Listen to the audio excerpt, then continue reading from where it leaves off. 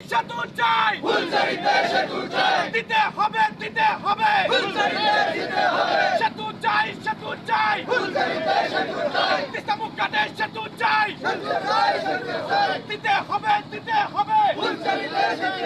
ফুলছড়িতে সেতু চাই, দিতে হবে তিস্তা মুখঘাটে সেতু চাই, দিতে হবে।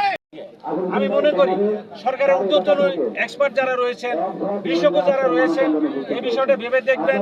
রেলের অনেক জমি আছে এবং মাঝখানে আমাদের জনপদ আছে, ফুলছড়ি ইউনিয়ন এবং ফজলুপুর ইউনিয়ন। এই মানুষের জনপদগুলি তারাও এটার সাথে উপকৃত হবে। এজন্য আমি মনে করি যে এই সেতুটা বাস্তবায়ন হলে শুধু এই ফুলছড়িবাসী না, বৃহত্তর রংপুর দিনাজপুরের বিভাগের এটা উন্নতি ঘটবে, রাজধানীর সঙ্গে যাওয়া আসার ক্ষেত্রে ভাঙতে ভাঙতে এক পর্যায়ে গেছে এই নদীর কারণে, ভাঙ্গাভাঙ্গির কারণে এই অঞ্চলটা এবং বাংলাদেশের থেকে একটা পিছিয়ে অঞ্চল পরিণত হয়েছে। যদি আমাদের এই দিক দিয়ে সেতুটা হয়, অর্থনৈতিকভাবে এই অঞ্চলটা স্বাবলম্বী হবে, বাণিজ্যিক ক্ষেত্রে স্বাবলম্বী হবে এবং সর্বোপরি যোগাযোগের ক্ষেত্রে তো অভূতপূর্ণ উন্নয়ন হবে এবং আমাদের পুরানো ঐতিহ্যটা ফিরে আসবে। আর আরেকটি কথা, আমাদের এখানে রেডিমেড সব কিছুই আছে।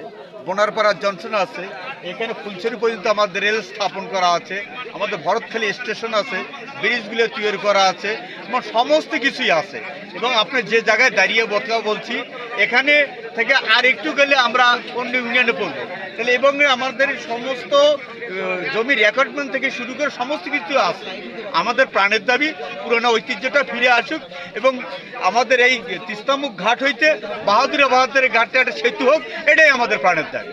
এখানে রেলের অনেক জায়গা আছে, এখানে ব্রিজ যদি করেন সরকার, তাহলে এখানে নতুন করে কোনো একরের ঝামেলা থাকবে না। আর এখানে ফুলছড়ি সপ্তাহে 2 দিন ঐতিহ্যবাহী হাট। এই হাটে আপনার মনে করেন 35টি জেলার ব্যবসা প্রতিষ্ঠান এখানে হাটবারে বেচা কেনার জন্য আসেন এবং এখানে প্রায় 1.5 লক্ষাধিক লোকের সমাগম হয় এই হাটে প্রতি শনিবার এবং সপ্তাহের মঙ্গলবার 2 দিন। এবং এখান থেকে বাহাদুরাবাদ অল্প 6 কিলোর মতো হবে। 2 পাশে যদি আমরা বাদ দিয়ে ইয়ে করি, ব্রিজটা 4 কিলোর মধ্যে করা সম্ভব।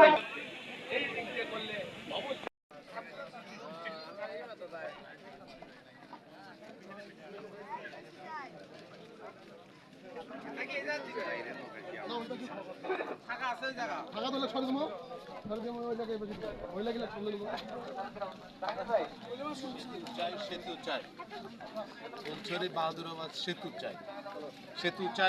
চাই, ফুলছড়ি বাহাদুরাবাদ সেতু।